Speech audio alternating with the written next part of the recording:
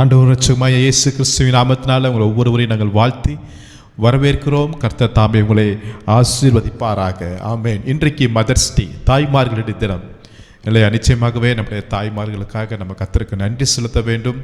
நல்ல தாயை கர்த்தர் நம்மளுக்கு கொடுத்திருக்கிறார். ஆவிக்குரிய தாயை கர்த்தர் நம்மளுக்கு கொடுத்திருக்கிறார்.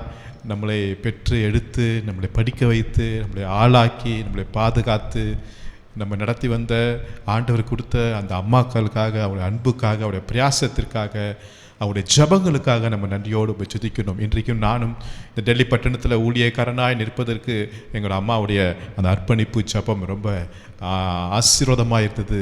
நிச்சயமாகவே அப்படிப்பட்ட நல்ல தாய்க்காக நான் கர்த்தருக்கு நன்றி செலுத்துகிறோம்.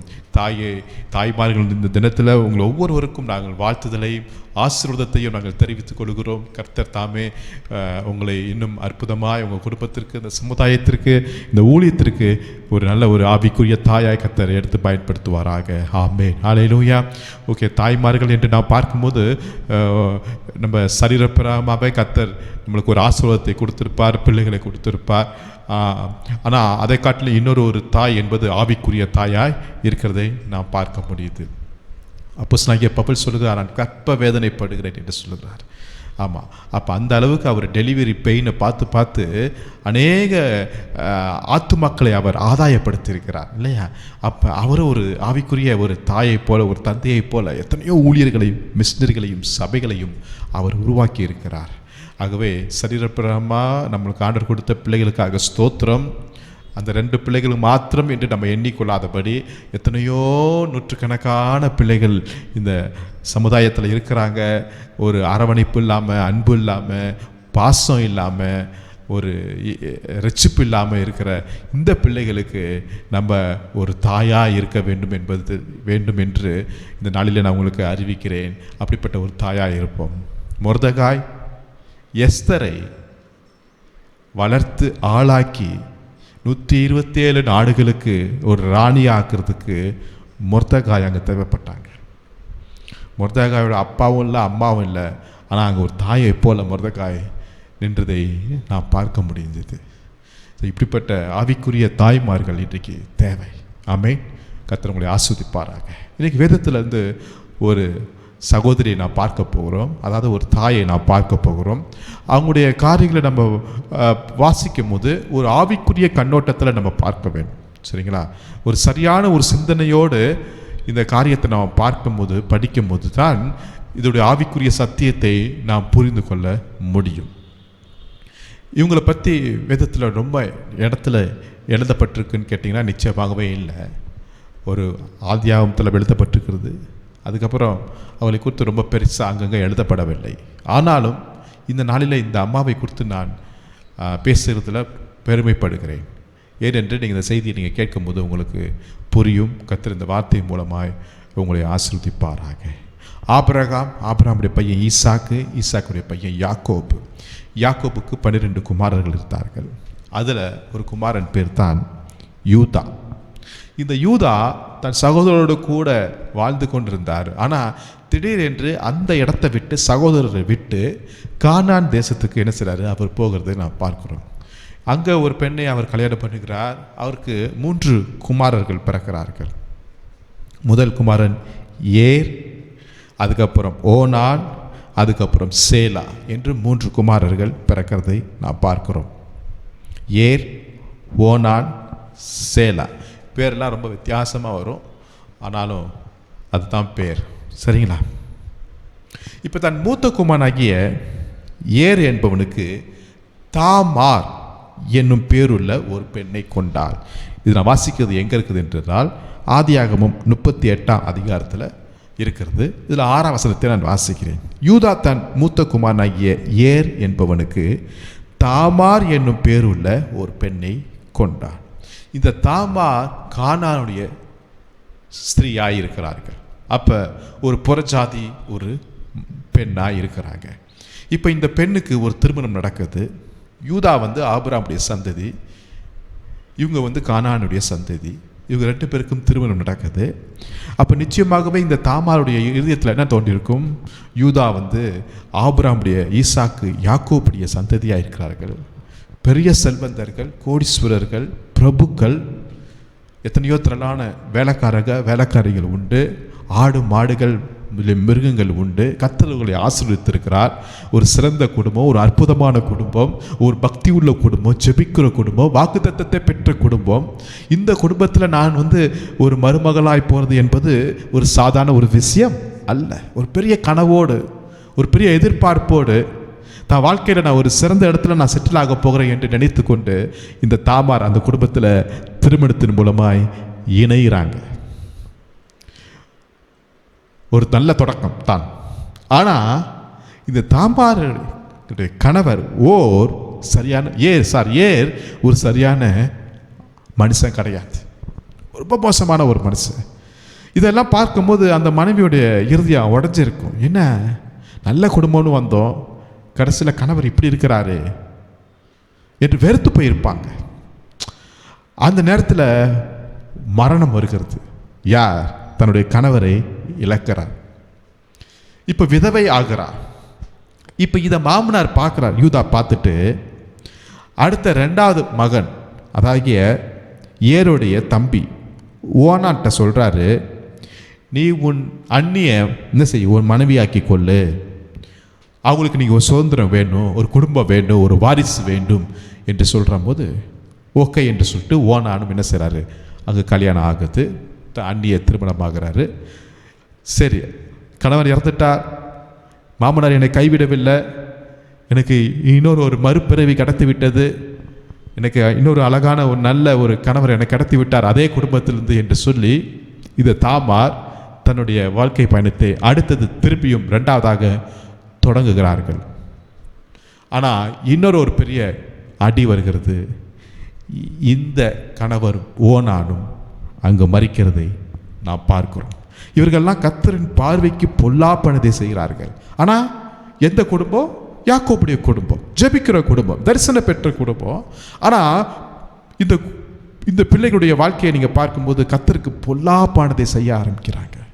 அப்போ இந்த தாமார் நினச்சிருப்பாங்க, ஏன்னா இவங்க வீட்டில் இவங்க குடும்பத்தில் நம்மளுக்கு பெரிய இழப்பு மேலே இழப்பு வந்துக்கிட்டே இருக்குது என்று அவங்க நினைத்து கொண்டு இருக்கிற நேரத்தில் ஊரில் இருக்கிறவங்க என்ன பேசியிருப்பாங்க? கொஞ்சம் ப்ராக்டிக்கலாக யோசித்து பாருங்களேன்.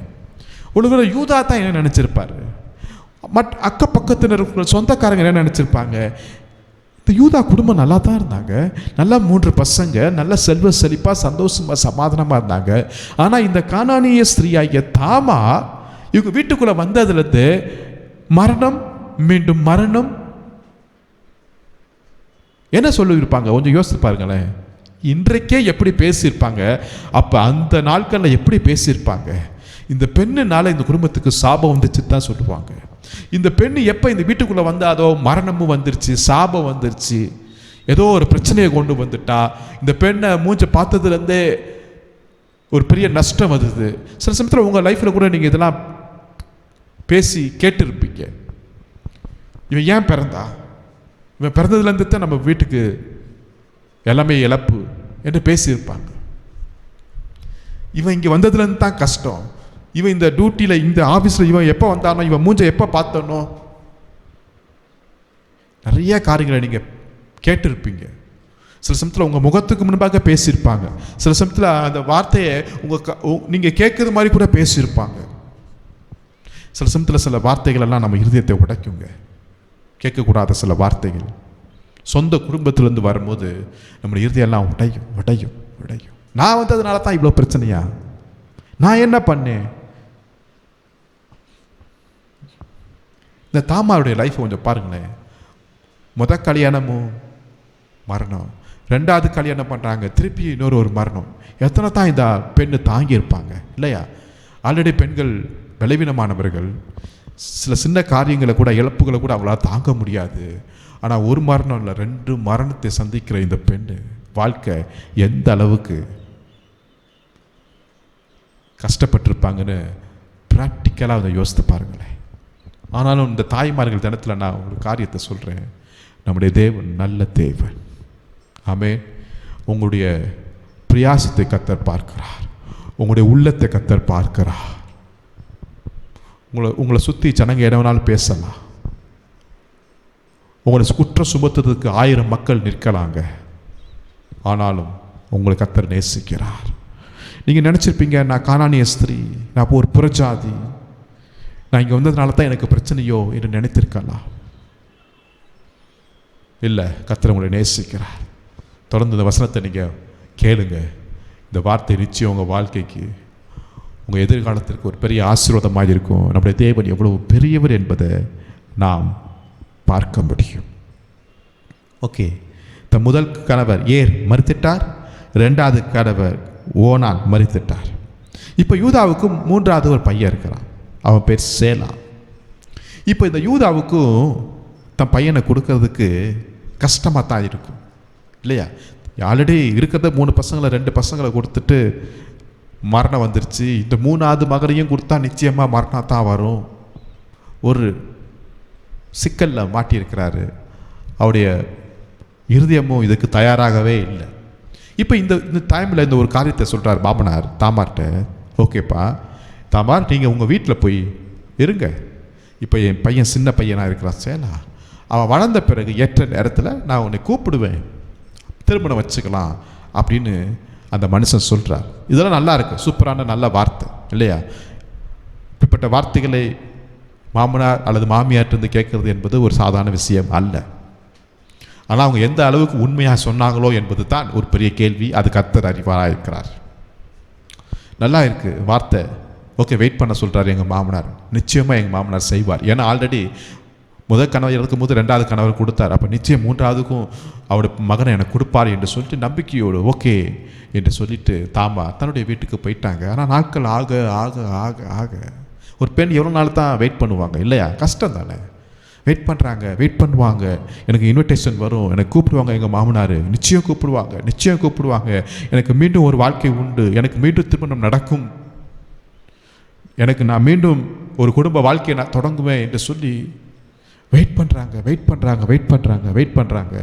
ஆனால் எந்த ஒரு அழைப்புமே வரவே இல்லை. உள்ளே உடஞ்சி போயிருக்கும். வீட்டில் இருக்கிறவங்க சொல்லியிருப்பாங்க, எதுக்கு நீங்கள் தான் இருக்கிற, வேஸ்ட்டாக இருக்கிற, இந்த இடத்துலையும் பிரச்சனை, நீ போனாலும் பிரச்சனை. எத்தனையோ வார்த்தைகளை இன்றைக்கி ஜனங்க பேசுகிறாங்க. புரிஞ்சு பேசுகிறாங்களா, புரியாமல் பேசுகிறாங்களா? மற்றவங்களை காயப்படுத்துகிறோமே, அவங்க உள்ள ஆல்ரெடி உடச்சிருக்குது, நம்ம ஏன் இங்கே பேசணும்? அதெல்லாம் நினைக்கிறதே இல்லை இன்றைக்கி ஜனங்க இல்லையா? வாய்க்கு வந்ததெல்லாம் பேசுவாங்க. பேசுறதுக்கு என்ன காசா பணமா இல்லை, அடித்து தள்ளு பேசிடுறாங்க. ஆனால் இதனால் ஒரு மனுஷன் எவ்வளோ பாதிக்கப்படுறான், எவ்வளோ துக்கம் அடைகிறான் என்பதை ஜனங்கள் யோசிக்க மறந்துடுறாங்க. இது தாமார் வெயிட் பண்ணுறாங்க. ஒரு அழைப்பு வந்தது மாதிரியே தெரியல. ஒரு நாள் இந்த யூதா தன்னுடைய ஆடுகளை மேய்க்கிறதுக்காக ஒரு குறிப்பிட்ட இடத்துக்கு போகிறதுக்காக அவர் புறப்படுறாரு. இந்த செய்தி தாமாருக்கு போகுது. இது மாதிரி உங்கள் மாமனார் புறப்பட்டு அந்த இடத்துக்கு போகிறாரு என்ற செய்தி வந்த உடனே இந்த தாமார் ஒரு விதவை என்கிற வேஷம் இல்லாதபடி வேற ஒரு வேஷத்தை போட்டு அவர் போகிற வழியில் நீரூற்ற அண்டையின் பக்கத்தில் என்ன செய்கிறாங்க, உட்கார்றாங்க. அதாவது யாரும் கண்டுபிடிக்க முடியாது இவங்க தான் தாமார் என்று சொல்லி. அவன் முகத்தெல்லாம் மூடி இருக்கிறாங்க, யாருமே கண்டுபிடிக்க முடியாது. இப்போ இந்த யூதா, இந்த மனுஷருடைய மனைவி இறந்துட்டாங்க, 2 பசங்களும் இறந்துட்டாங்க, ஒரே ஒரு பையன் தான் இருக்கிறான்.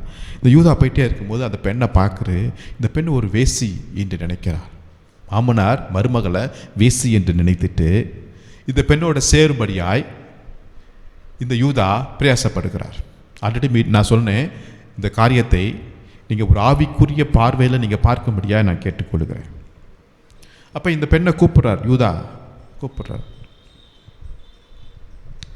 அப்போ இந்த பெண்ணு கேட்குறா, ஓகே நான் வரேன், எனக்கு என்ன தருவீங்க அப்படின்னு கேட்கும்போது அந்த யூதா சொல்லிட்டாரு, நான் என் மந்தையிலேருந்து ஒரு வெள்ளாட்டு குட்டியை நான் உனக்கு கிஃப்டாக தரேன் என்று சொல்கிற போது,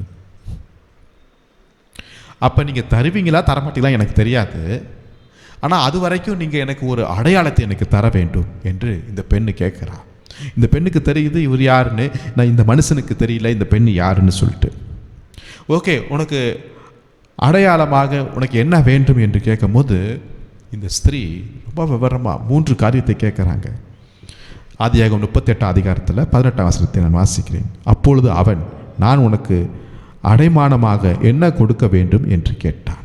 அதற்கு அவள், உம்முடைய முத்திரை மோதிரம், உம்முடைய ஆரமும், உம்முடைய கைக்கோலும் கொடுக்க வேண்டும் என்றாள். அவன் அவைகளை அவளுக்கு கொடுத்து அவளிடத்தில் சேர்ந்தான். அவள் கர்ப்பவதி ஆகினாள். ரொம்ப ஆச்சரியமாக இருக்குது. இந்த 3 காரியத்தை அவள் கேட்குறா, அந்த யூதாவும் கொடுக்குறா. கொஞ்சம் கூட யூதாவுக்கு யோசனை இல்லையா எனக்கு தெரியல.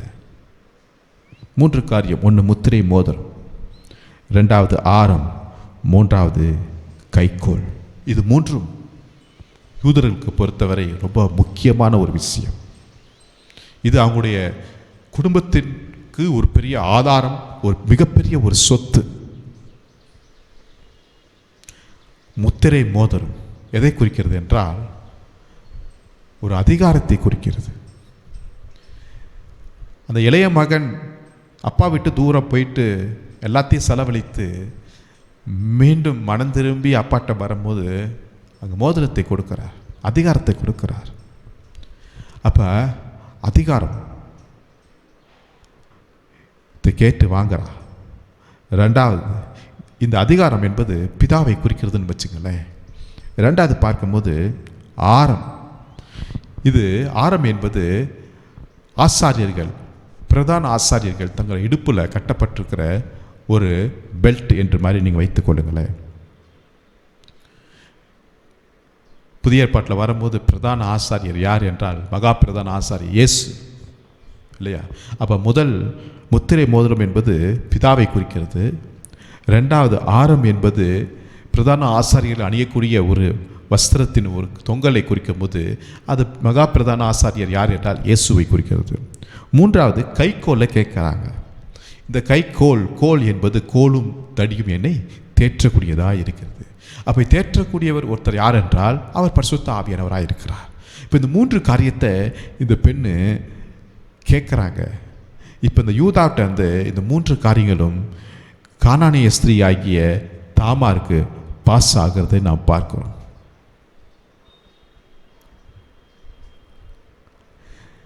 இப்போ இந்த பெண்ணு கர்ப்பவதி ஆகிறாள். கர்ப்பவதியான பிறகு 3 மாதம் கழித்து இந்த நியூஸ் யூதாவுக்கு தெரியுது, மாமனாருக்கு தெரியுது. உடனே செம்மையாக கோபம் ஆகிறார், பயங்கர கோபம் வந்துருச்சு. என்ன, என் மருமகள் வேசித்தனம் பண்ணிட்டா, அவளை கூப்பிட்டு வெளியே கூட்டுவாங்க, அவளை கல்லால் அடித்து கொல்லணும், உயிரோடு எரிக்கணும், அவள் பாவம் பண்ணிட்டா, அவள் தப்பு பண்ணிட்டா, துரோகம் பண்ணிட்டா என்று மிக பயங்கரமான ஒரு கோபம். ஆனால் வந்து யோசிக்கணும்ல, நானே எப்படிப்பட்டவன்னு வந்து யோசிக்கணுமா இல்லையா? அதெல்லாம் யோசிக்கிறது இல்லை. ரொம்ப பயங்கரமான கோபம் வருகிறது. 24ஆம் வசனத்தில், ஏறக்குறைய 3 மாதம் சென்ற பின்பு உன் மருமகளாகிய தாமார் வேசித்தனம் பண்ணினால் அந்த வேசித்தனத்தினால் கர்ப்பவதியானால் என்று யூதாவுக்கு அறிவிக்கப்பட்டது. அப்பொழுது யூதா, அவளை வெளியே கொண்டு வாருங்கள், அவள் சுட்டெரிக்கப்பட வேண்டும் என்றாள். அப்பா, என்ன மாதிரி வார்த்தையை பார்க்கலாம், அவள் சுட்டெரிக்கப்பட வேண்டும். சில சமயத்தில் வார்த்தையை அப்படி கொட்டிருப்போம் இல்லையா? ஆனால் அந்த வார்த்தை எவ்வளவு மோசமானது என்பதை நாம் பார்க்க முடியல. அவள் வெளியே கொண்டு வரப்பட வேண்டும் என்று மீண்டும் மீண்டும் ரொம்ப கோபத்தோடு கத்திட்டு இருப்பார். அவள் கற்பனை பண்ணி பார்க்கும்போது தாமாரோட வீட்டுக்கு வந்து வெளியே நின்று சத்தம் போட்டிருப்பான் அந்த யூதா. யார், வெளியே வா, நீ வெளியே வா, நீ எவ்வளோ தப்பு பண்ணிட்ட, என் மானத்தையே நீ கெடுத்துட்ட, என் குடும்பத்தினுடைய கணத்தையே நீ வந்து இது பண்ணிட்ட, நீ வேசித்தனம் பண்ணிட்ட, நீ அருவருப்பான காரியத்தை பண்ணிட்ட, நீ வெளியே வா, நான் உன்னை சுற்றறிக்கணும். தன்னுடைய மகனை கட்டி வைக்கல, 3வது மகனை, ஆனால் நான் உன்னை சுட்டெரிப்பேன் என்று சொல்கிறார் பாருங்களேன். இப்போ இந்த தாமார் இந்த 3 பொருட்களுக்கு பார்த்தீங்களா, முத்திரை மோதிரம், ஆரம், கைக்கோல், 3த்தையும் மாமனாட்டை கொடுத்து அனுப்புகிறேன். அப்பா, இது யாரோடது பாருங்களேன், அவர் தான் என்னை கர்ப்பவதி ஆக்கினார் அப்படின்னு அந்த ஒரு திங்ஸ் வருது. பிரித்து பார்க்கலாம், யாருன்னு சொல்லி ஓப்பன் பண்ணி பார்த்தா தன்னுடைய இதாக இருக்கிறது. அதை பார்த்தோன்னு யூதாவோட இருதயமெல்லாம் உடஞ்சிருக்கும். அவள் நீதி உள்ளவள், அவ்வளோதான். அவள் தாமார் நீதி உள்ளவள். இப்போ 2 குழந்தை பிறக்கிறதை நான் பார்க்கிறோம். அவ்வளோதான். அதுக்கப்புறம் பெருசாக தாமாரை குறித்து எழுதப்படலை. இந்த 38ஆம் சாப்டரோட இந்த தாமாரை குறித்து எல்லாமே முடிஞ்சு போயிடுச்சு. இப்போ 2 குமாரர்கள் பிறக்கிறாங்க. 2 கணவரை இழந்தாங்க. இப்போ கர்த்தர் 2 குமாரரை எங்கே கொடுத்துருக்கிறதை நான் பார்க்குறோம். ஸோ இந்த கதையுடைய ரொம்ப உள்ளாரெல்லாம் நம்ம போக வேண்டாம். பட் இதோடைய இன்னொரு பக்கத்தை நீங்கள் பார்க்கும்போது ஆண்டவர் கைவிடலை இந்த தாமாரை, இந்த கானானிய ஸ்திரீயை ஆண்டவர் கைவிடலைங்க. ஏன்னா அந்த 3 விதமான பொருட்கள், விசேஷித்த பொருட்கள் அவன் வாழ்க்கையில் அவன் பெற்றுக்கொண்டார். என்ன? முத்திரை மோதிரம், ஆரம், கைக்கோள். பிதா, இயேசு கிறிஸ்து, பரிசுத்த ஆவியானவர். அல்லேலூயா. இன்றைக்கி நம்ம லைஃப்பில் எதை பெற்றுக்கொள்கிறோம் அதுதான் இன்றைக்கி ரொம்ப முக்கியம். அவள் ஆட்டுக்குட்டியை அனுப்புகிறேன்னா, ஆனால் இவ பெற்றுக்கொண்டது வேற ஒரு வித்தியாசமான ஒரு காரியமாக இருக்கிறது. இன்றைக்கி நம்ம எதை பெற்றுக்கொள்கிறோம் அதை வைத்துத்தான் நம்முடைய குடும்பத்தை கட்டி எழுப்ப முடியும். இந்த 3 காரியத்துடைய ஆவிக்குரிய அர்த்தத்தை நீங்கள் வித்தியாசமாக நீங்கள் பார்க்க வேண்டும். ஆமென்.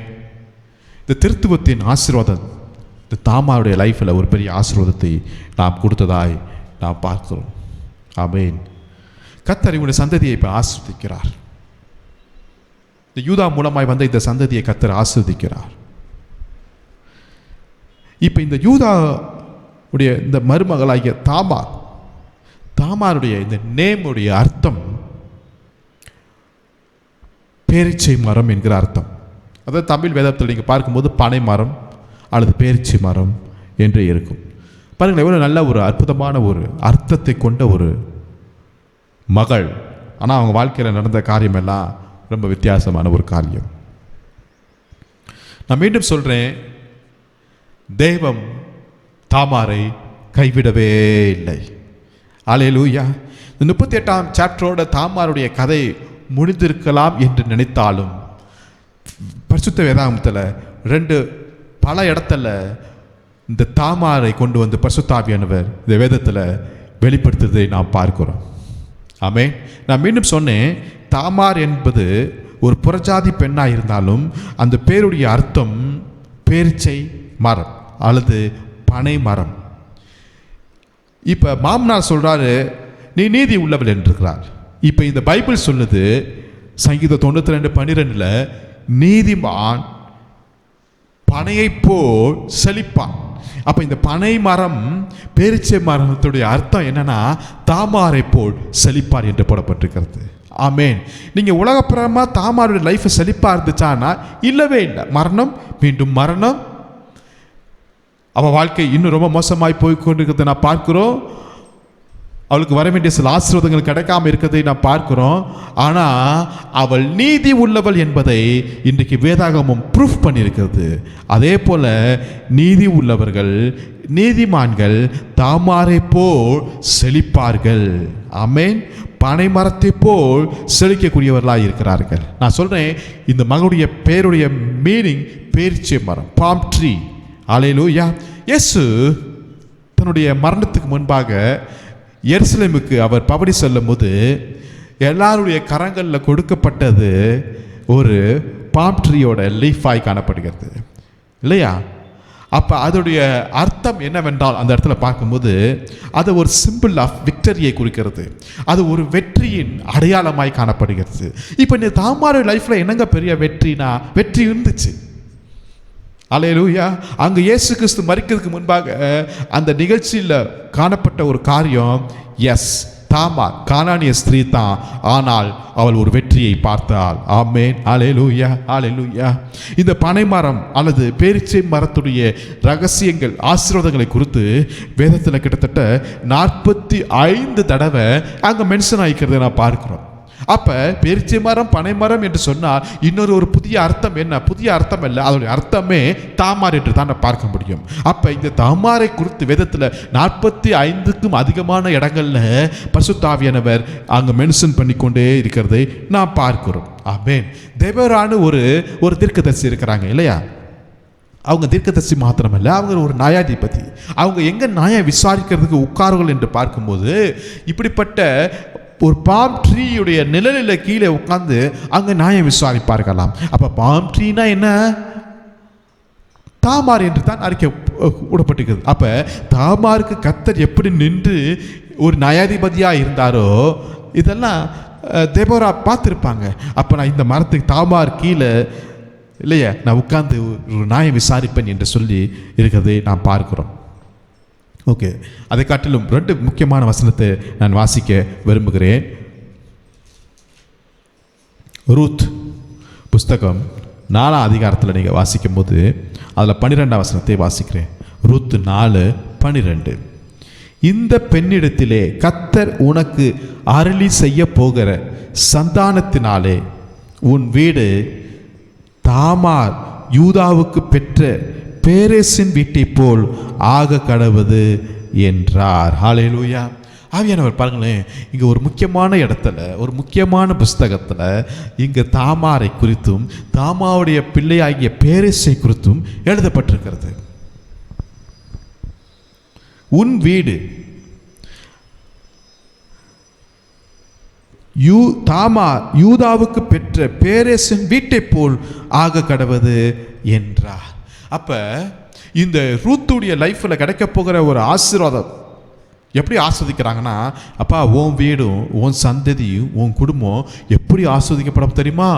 தாமாருக்கு கிடைத்த ஆசீர்வாதத்தை போல உன் வீடும் கட்டப்படும். ஹல்லேலூயா. அப்ப இந்த ரூத்துடைய லைஃப்பை பார்க்கும்போது இப்படித்தான் இருந்துச்சு இல்லையா? தன் கணவர் இறந்து மாமியார் கூட பெத்லெஹேமுக்கு போகிறாங்க, ஒரு புதிய வயல்வெளிக்கு போகிறாங்க. தன்னை ஆதரிப்பவர்களுங்க யாருக்கா இருக்கிறாங்களா இல்லையா எதுவுமே தெரியாது. கூட இருந்த ஸ்திரீ ஓர்பால் அவங்களும் முத்தம் கொடுத்துட்டு போயிட்டாங்க, யாருமே இல்லை, ஒரு புறஜாதி பெண்ணு. ஆனாலும் இந்த இடத்துக்கு வந்து நின்று நிற்கும் போது தான் இப்படிப்பட்ட ஒரு ஆசீர்வாதம் வரும். அப்பா உன் வீடும் கட்டப்படும். எப்படின்னா இந்த பெஸ்ட் எக்ஸாம்பிள் யார் தெரியுமா? தாமாவுடைய வீடை நான் கட்டினேன், ஓ வீடையை நான் கட்டுவேன். அவங்க சந்ததியை நான் எழுப்புனேன், ஓ சந்ததியை நான் எழுப்புவேன் என்று கர்த்தர் சொல்லுகிறதை நான் பார்க்கிறோம். இதை கேட்டுக்கொண்டு அருமையான தேவனுடைய பிள்ளைகளே, ஒருவேளை உங்களுக்கு எதிர்காலமே இல்லை, ஒருவேளை என் வீடு கட்டப்படுமா, என் பிள்ளைகள் எழும்புவாங்களா, எனக்கு ஒரு நன்மை உண்டாகுமா, என்னுடைய ஆசை நிறைவேறுமா என்று சொல்லி நீங்கள் நினைத்து கொண்டிருக்கலாம். நீங்கள் ஆசைப்பட்டதெல்லாம், நீங்கள் விரும்பினதெல்லாம், நீங்கள் எதிர்பார்த்ததெல்லாம், நீங்கள் பிரயாசப்பட்டதெல்லாம் எதுவுமே நடக்காமல் ஒரு தாமாரை போல ஒரு ரூத்தை போல நீங்கள் நின்று கொண்டிருந்தாலும் உங்கள் வீடு கட்டப்படும். ஆமேன். எப்படி கட்டப்படும்? தாமார் வீட்டை கட்டினார் என்ற உண்மை என்றால், ரூத்துடைய வீட்டை கட்டினார் உண்மை என்றால், தேவன் என்னுடைய வீட்டையும் கர்த்தர் அவர் கட்ட அவர் போதுமானவராயிருக்கிறார். ஹல்லேலூயா, ஹல்லேலூயா. இந்த தாமாருடைய பிள்ளைகளை கர்த்தர் ஆசீர்வதித்தாருங்க. ஆமேன், ஆமேன். அங்கே நெகேமியா புஸ்தகத்தில் நீங்கள் 11ஆம் அதிகாரத்தில் 4ஆம் வசனம் 6ஆம் வசனம், நெகேமியா 11:4-6 நீங்கள் வாசிக்கும் போது, மீண்டும் ஜனங்கள் எருசலேமில் குடியமர்த்ததுக்காக குரூப்பாக ஜனங்கள் வருகிறார்கள். அப்போ வரும்போது அதில் யூதாவுடைய சந்ததியிலிருந்து யார் வந்தார்கள் என்று பார்க்கும்போது இந்த தாமாருக்கு பிறந்த சந்ததி வர்றாங்க. ஆமென். இந்த பாரேஸ் என்ன செய்றாரு? ஒரு சந்ததி இங்கு வந்து குடியேறாங்க. எங்க? எருசலேமில் வந்து குடியேறாங்க. அவங்களுக்கு வந்து வசனத்தில் போடப்பட்டிருக்கிறது. இந்த 4ஆம் வசனம் 6ஆம் வசனத்தை வாசிக்கும் போது அவங்க பராக்கிரமசாலிகள் என்று எழுதப்பட்டிருக்கிறது. ஹல்லேலூயா. இந்த தாமாருடைய சந்ததியை கர்த்தர் எப்படி சொல்றார் என்றால், அவர்கள் மீண்டும் எருசலேமுக்கு வந்து குடி அமர்த்தப்பட்டார்கள். அவர்கள் வந்தார்கள். அவர்கள் சாதாரண ஜனங்கள் அல்ல, அவர்கள் பராக்கிரமசாலிகளாக இருந்தார்கள். ஒருவேளை தாமார் தன்னுடைய சரீரத்தில், தன்னுடைய மனதில், தன்னுடைய சிந்தையில், தன் இருதயத்தில் ரொம்ப வீக்காக இருக்கலாம். ஆனால் கர்த்தர் நீதியுள்ள நியாயாதிபதியாய் அங்கே நின்றார். அங்கே அந்த பெண்ணுடைய சந்ததியை கர்த்தர் ஆசீர்வதித்து பராக்கிரமசாலியாய் கர்த்தர் எழும்ப பண்ணினது உண்மை என்றால் உங்கள் சந்ததியை கர்த்தர் ஆசீர்வதிப்பார். ஆமேன். கடைசியாக ஒரே ஒரு வசனத்தை நான் வாசிக்கும் போது, மத்தேயு எழுதின சுவிசேஷம் புதிய ஏற்பாடு தொடங்குறது, ஒரு புதிய உடன்படிக்கையின் ஆசீர்வாதம் தொடங்குது. ஆமேன். அதில் 1ஆம் அதிகாரத்திலேயே இயேசு கிறிஸ்துடைய வம்ச வரலாறு தொடங்குறது நான் பார்க்கும்போது, அதில் 3ஆம் வசனத்தை நீங்கள் வாசிக்கும் போது ஒரு அற்புதமான வார்த்தையை வாசிக்க முடியும். என்ன? யூதா பாரேசையும் சேராவையும் தாமாரிடத்தில் பெற்றான். யாருடைய நேம் வருகிறது பாருங்களேன். தாமாருடைய நேம் வருகிறதுங்க. தாமாருடைய பிள்ளைகளுடைய நேம் வருதுங்க. ஹல்லேலூயா. 2 பிள்ளைகளுடைய நேமும் வருது. என்ன ஒரு ஆச்சரியம் பாருங்களேன். ஏதோ ஒரு மூத்த மகளுடைய நேம் மட்டும் வந்துருச்சுன்னா ஓகேன்னு விட்டுடலாம். அல்ல இல்ல இல்ல, 2 பிள்ளைகள் பிறந்தார்கள். 2 பிள்ளைகள் நேமையும் பரிசுத்த ஆவியானவர் புதிய ஏற்பாட்டில் முதல் புஸ்தகத்திலே முதல் அதிகாரத்திலேயே அது மாத்திரமல்ல, இயேசு கிறிஸ்துடைய வம்ச வரலாறிலேயே, மீண்டும் சொல்லுகிறேன், இயேசு கிறிஸ்துடைய அந்த வம்ச வரலாறு, அந்த அட்டவணையிலே, அந்த ஃபேமிலி ட்ரீலேயே இந்த புறஜாதி பெண்ணாகிய தாமாரை கொண்டு வந்து பரிசுத்த ஆவியானவர் சேர்த்து விட்டார். அல்லேலூயா. அப்படின்னா என்ன அர்த்தம்? இந்த தாமார் போவாசுடைய, தாவீதுடைய, இயேசு கிறிஸ்துடைய பாட்டியாய் மாறிட்டார்கள். அல்லேலூயா. என்ன ஒரு ஆச்சரியம் பாருங்களேன், என்ன ஒரு ஆச்சரியம் பாருங்களேன். இதுதான் கர்த்தர் செய்கிற செயலாக இருக்கிறது. ஆனால் ஆரம்பத்தில் எவ்வளோ பெரிய வேதனை, எவ்வளோ பெரிய இழப்பு, எவ்வளோ பெரிய கஷ்டம், எவ்வளோ பெரிய போராட்டம், நிந்தை, அவமானம் இல்லை, எல்லாத்தையும் சகித்து சகித்து சகித்து ரொம்ப பொறுமையாக இருந்து இவ புறஜாதி பெண்ணாக இருந்திருப்பாங்க. ஆனால் யூதா வீட்டுக்கு வரும்போது நிறைய காரியங்களை அறிந்திருப்பாங்க.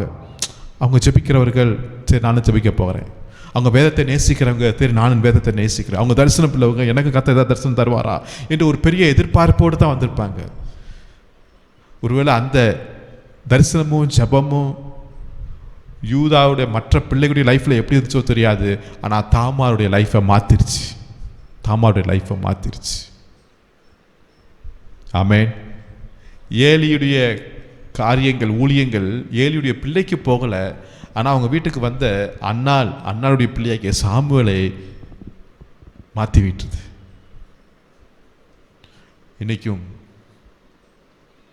உடைக்கப்பட்ட ஒரு அனுபவத்தோடு, எதிர்பார்ப்போடு, எனக்கு ஒரு எதிர்காலம் உண்டா, எனக்கும் பிள்ளைகள் பிறப்பார்களா, எனக்கு திருமணம் ஆகுமா என்று நீங்கள் எண்ணிக்கொண்டிருக்கலாம். ஒருவேளை இந்த மதர்ஸ் டேயில் நீங்கள் வருஷம் மதர்ஸ் டே வந்துருச்சு, ஆனால் நான் மதராக ஆகலையே என்று நினைத்து கொண்டு இருக்கிற இந்த நேரத்தில் தாமாரை போவாஸ்க்கு மதராக்கினார், தாவீதுக்கு மதராக்கினார், இயேசு கிறிஸ்துவுக்கு மதராக்கினது உண்மைன்னா எனக்கும் உங்களுக்கும் அவர் அப்படிப்பட்ட ஆசீர்வாதத்தை கர்த்தர் அவர் செய்வார். என் தேவன் நல்லவருங்க. அவர் பாரபட்சம் உள்ள தேவன் அல்லங்க, அவர் உண்மை உள்ள தெய்வங்க. நான் சொன்னேன், தாமார் என்பதுடைய அர்த்தம் பேரீச்சை மரம். சாலமோன் கட்டில தேவாலயத்தில் உள்ள பல இடத்துல இந்த பேரீச்சை மரடைய அந்த வரைபடம் இருக்குமா? என்ன ஒரு அற்புதம் பாருங்களேன். அப்போனா என்ன, சாலமோன் கொண்டு வந்துட்டார், தாமாரை கொண்டு வந்துட்டார் சபைக்குள்ளார் இல்லையா? மாமனார் வீட்டுக்குள்ளேயே கூப்பிடல, ஆனால் சாலமோன் சபைக்குள்ளே வச்சுட்டார் இந்த தாமாரை. இதுதான் கர்த்தர் செய்கிற செயல்.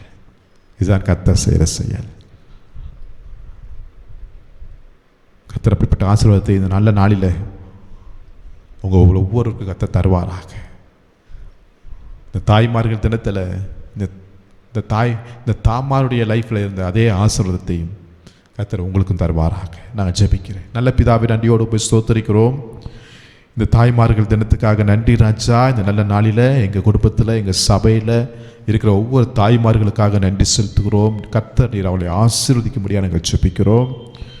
அவருடைய அர்ப்பணிப்புக்காக, அவருடைய ஜெபத்திற்காக, அவருடைய பிரயாசத்திற்காக நன்றியோடு உம்மை ஸ்தோத்திரிக்கிறோம். விசேஷமாக இந்த நல்ல நாளில் இந்த தாமாரை குறித்து பல காரியங்களை, ரகசியங்களை நாங்கள் அறிந்து கொள்ள நீர் செய்த உம்முடைய பெரிய கிருபைக்காக ஸ்தோத்திரம். நான் தாயா ஆவனா என்று ஏங்கிக் கொண்டிருந்த அந்த பெண்ணை ராஜாக்களுக்கும் பிரபுக்களுக்கும் தாயானது மாத்திரமில்லை, இயேசு கிறிஸ்துவுக்கே அவங்க பாட்டியாய் ஒரு தாயை போல நீங்கள் வைத்து இந்த உலகத்திற்கு காட்டிருக்கிறதுக்காக நன்றியோடு உம்மை ஸ்தோத்திரிக்கிறோம். நாங்களும் தாமாரை போல நிற்கிறோம். அநேக பெண்கள் இருக்கிறாங்க ராஜா. ஆனாலும் இந்த வசனத்தின் மூலமாய் ஒவ்வொரு பெண்ணை மனதை திடப்படுத்துங்க, ஒரு விசுவாசம் உண்டாகும்படியாக நாங்கள் ஜெபிக்கிறோம். தாமாருக்கு கர்த்தர் செய்தார் என்றால், ஆகாருக்கு கர்த்தர் செய்தார் என்றால், எஸ்தருக்கு கர்த்தர் செய்தார் என்றால், தேவன் எனக்கும் நிச்சயம் செய்வார் என்கிற ஒரு நம்பிக்கை அவன் உள்ளத்தில் இப்பொழுது உண்டாகும்படியாக நாங்கள் ஜெபிக்கிறோம். ஆசீர்வதிங்க. இப்போ இயேசு நாமத்தில் ஜெபிக்கிறோம் எங்கள் ஜீவனுள்ள நல்ல பிதாவே. ஆமென், ஆமென், ஆமென். தேங்க்யூ. கர்த்தர் உங்களை ஆசீர்வதிப்பாராக.